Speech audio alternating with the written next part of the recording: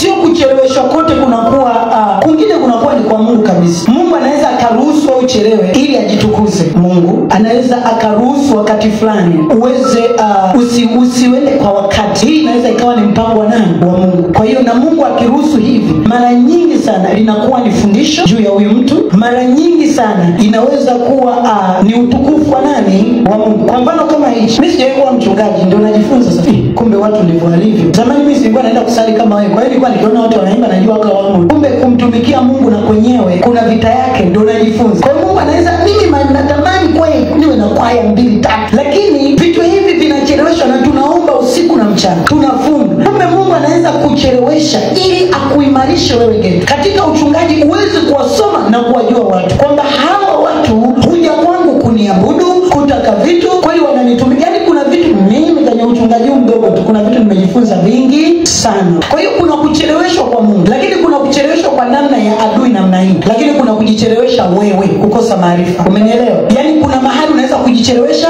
wewe kwa sababu ya ufahamu wako.